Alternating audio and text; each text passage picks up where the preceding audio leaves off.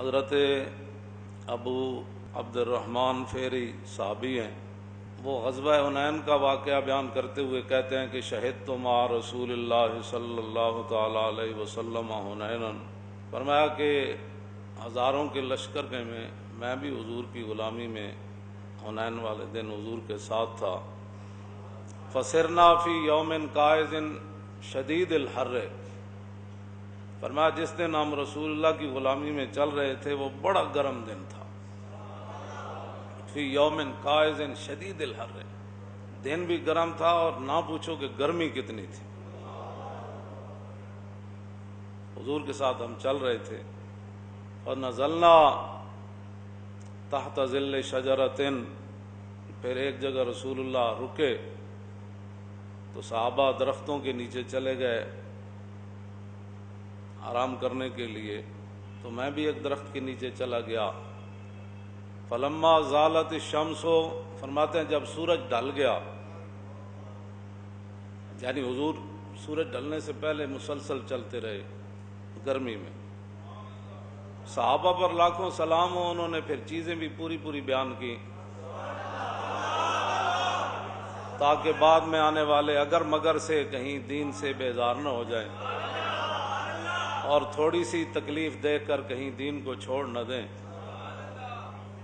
فرمایا کہ جب سورج ڈل گیا تو فلبست لحمتی ورکبت فرسی، میں نے ہتھیار پہنے اور اپنے گھوڑے پر سوار ہوا۔ فاتیت رسول اللہ، حضور جہاں جلوہ گر تھے میں وہاں آیا۔ وہو فی فسطاطہ، حضور خیمے کے اندر جلوہ گر تھے۔ آپ سوچ سکتے ہیں خیمے میں کتنی گرمی، اور حضور وہاں تشریف فرما تھے۔ فقلت السلام علیکہ ورحمۃ اللہ وبرکاتہ یا رسول اللہ، کہتے ہیں میں نے سلام پیش کیا تو میں نے کہا قد حان الرواح، حضور کوچ کرنے کا وقت آ گیا ہے، بس ہم نے یہاں اتنی دیر ہی ٹھہرنا تھا، اب تو جس طرح آپ نے فرمایا تھا اب یہاں سے چلنا ہے۔ فقال اجل، نام، حضور نے فرمایا ٹھیک ہے۔ اگلی باتیں جو ہے نا وہ بات تو ہر ایک ہی بے حساب ہے اور اس کی کوئی حد نہیں ہے، لیکن کہتے ہیں ثم قال قم یا بلال، میں نے جب عرض کی کہ حضور کوچ کا وقت ہو گیا تو حضور نے فرمایا بلال اٹھیے،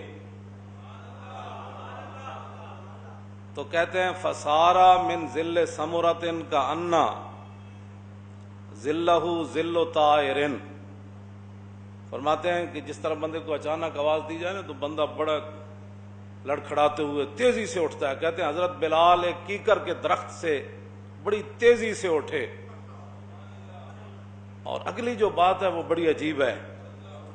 حضرت ابو عبد الرحمن فیری کہتے ہیں کہ میں بتاؤں کہ بلال جس کیکر کے نیچے سوئے ہوئے تھے اس کا سایہ کتنا تھا؟ فرمایا کأن ذلہ ذل طائر، فرمایا جس طرح ایک پرندے کا سایہ ہوتا ہے نا،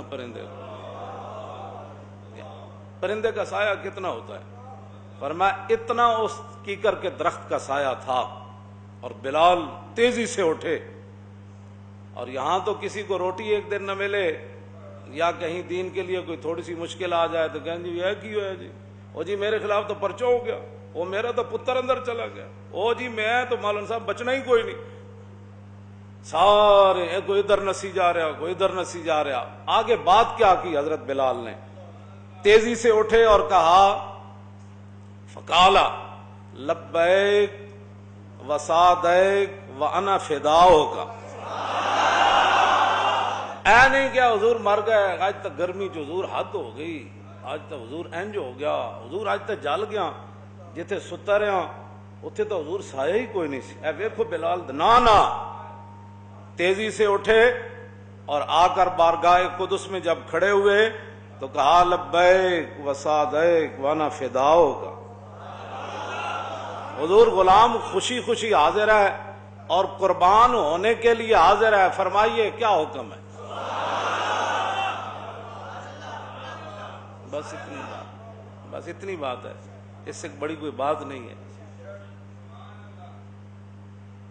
جو اپنی مسجدیں نہ بچا سکے، صدیوں بعد اور 22 کروڑ اندر داخل ہو گئے.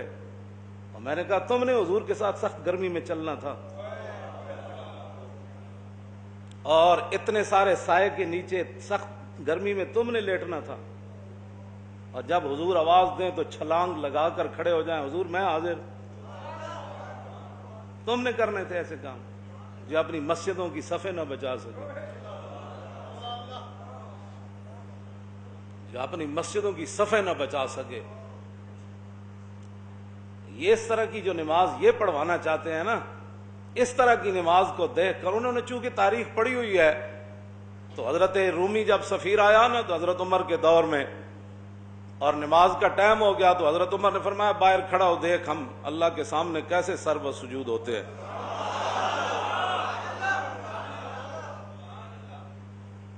جب حضرت عمر نے تیر کی طرح صفیں سیدھی کی نا ایسے کر کے, تو رومی سفیر یہ منظر دیکھ کر غش کھا کے گر گیا, کہنے لگا عمر تو سانو کسے کام دا نہیں چھوڑیا. یہ قوم جو پانی پلانے پر لڑ پڑتے تھے, تو انہیں ایک ہی صف میں ایسے سیدھا کیا جیسے تیر سیدھا ہوتا ہے. اس صف کو دیکھ کر کافروں کا جو سفیر تھا وہ بھی گر گیا تھا. جو صفیں تم بنانا چاہتے ہو ان کو دیکھ کر تو کوئی تصور بھی نہیں کرے گا کہ یہ وہ نماز تھی جو رسول اللہ نے پڑھائی تھی. اور پھر جن لوگوں نے دین کی حفاظت کرنی تھی, 40-40 لاکھ مرید, دین کے بڑے کام ہو رہے تھے, تو میں نے کہا کون سے کام ہو رہے تھے؟ ایک بتاؤ بات, جب تم دین کے لیے کھڑے ہو, کبھی سپیکروں کے اتارنے سے لے کر علماء کی اوپر والے سپیکروں میں تقریریں بند کرنے سے لے کر نصاب سے قرآن و حدیث نکالنے سے لے کر ختم نبوت پر ڈاکے سے لے کر ممتاز قادری کی پھانسی سے لے کر, اور آج مسجدوں کی صفوں کے اندر بھی اتنا وقت, تم بتاؤ تم کب کھڑے ہوئے ہو دین کے لیے؟ تم نے تو ہر موقع پر, اقبال کہتا ہے نا, یہ مصرع لکھ دیا کسی شوخ نے محراب مسجد پر کہ یہ ناداں گر گئے سجدے میں جب وقت قیام آیا. منڈیوں میں وقفے نہ ہوئے, بازاروں میں وقفے نہ ہوئے. ایک پولیس والا تھانے دار گاڑی میں آتا ہے, تھانے سے پوری نفری بٹھا کر لاتا ہے, وہ 5 فٹ پر نہیں بٹھاتا اپنے ملازم, لیکن وہی جب مسجد میں آ جائیں تو 5 فٹ کا وقفہ ضروری ہو جاتا. 5 باپ بیٹے گھر سے نکلے تراویح پڑھنے کے لیے, گھر میں بھی اکٹھے بیٹھے تھے اور گاڑی میں بھی اکٹھے بیٹھے ہیں, لیکن جب مسجد کے دروازے کے اندر آ گئے تو کہا نہیں 5-5 فٹ دور ہو جاؤ. گھر میں بھی 5 باپ بیٹا اکٹھے بیٹھے تھے, ان کو نہیں لگا کرونا, اور گاڑی میں بھی نہیں لگا, لیکن جب مسجد میں داخل ہوئے تو کرونا آ گیا. اقبال قلندر لاہوری نے یہ بات کی تھی, کہتا از غلامی دل بمیرت در بدن, از غلامی روح گردت بار تن, از غلامی ذوف پیری در شباب, از غلامی شیر غاب افگندن آب, از غلامی بزم ملت فرد فرد, ایواں با ایواں اندر نبرد. میں کہتا تھا اقبال یہ بات کیسے کر گیا, کے اندر قیام وہیں در سجود, کاروبارش چوں صلاتے بے امام. میں تو سوچتا تھا اقبال یہ بات کیسے کر گیا کہ ایک سجدے میں ہے, دوسرا قیام میں ہے, ایک یہاں کھڑا ہے, دوسرا 5 فٹ پر کھڑا ہے اور جماعت ہو رہی ہے. جو بندہ کچا پیاز کھاتا ہے نا اور لہسن کھاتا ہے, حضور نے فرمایا وہ مسجد میں نہ آئے. کیوں نہ ہے؟ اس کے منہ سے بدبو آتی ہے, اور وہ ساتھ نمازیوں کو بھی تکلیف دے گا اور اللہ کے فرشتوں کو بھی تکلیف دے گا. میں جو بات کرنے لگا وہ بڑی توجہ سے سننی ہے.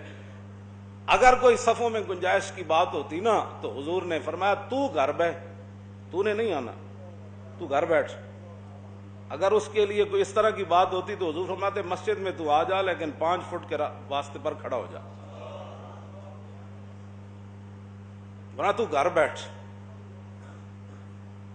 اور یہاں بڑے بڑے لوگ جب بات آئی ہے دین کی تو دین کی ترجمانی کرو, وہ آ گیا نہیں جی ٹھیک ہے ہم وقفہ کر لیں گے, یہ کر لیں گے, ہم وہ کر لیں گے. وہ ایک بار پوچھو تو صحیح کہ ہم نے بھی کبھی مداخلت کیا تمہارے تھانے میں؟ ہمیں نہیں پتا کیا ہوتا ہے, اوپر سے لے کر نیچے تک ملک میں کیا ہو رہا ہے سب کو پتا ہے, لیکن ہم اتنے ہی مکلف ہیں جتنی بات کر رہے ہیں. اور تم مسجدوں کو پڑھ گئے، پورا جناب میڈیا مسجدوں کو پڑھ گیا، لبرل پڑھ گئے، حکومت پڑھ گئی، سب جو مسجدوں کو پڑھ گئے. جب مسجدوں میں کرونا آنا تھا، مسجدوں میں کرونے کی بات نہیں ہے، یہ مسجدوں میں کرونے کی بات نہیں ہے، یہ دین کے خلاف سازش ہے. جو ہمارے آقا و مولا کو ظاہری حیات میں دکھ دینے سے باز نہ آئے، حضور نے ان کو امن دیا، مدینے میں ان قبیلوں کو امن نہیں دیا، فرمایا رہو، لیکن وہ رسول اللہ کے سامنے، خلق عظیم کے مالک کے سامنے، محبوب رحمت للعالمین کے سامنے حضور کے خلاف کون سی سازش تھی جو انہوں نے مدینے میں نہیں کی؟ حضور نے پھر تینوں کو نکال دیا، ایک کو تو ذبح کروا دیا قبیلے کو. تو کیا یہ یہودی اور یہ نصرانی حضور کے سامنے دین کے اتنے بڑے دشمن ہیں، تو صدیوں کے بعد تو دین دے سجڑ بڑھ گئے.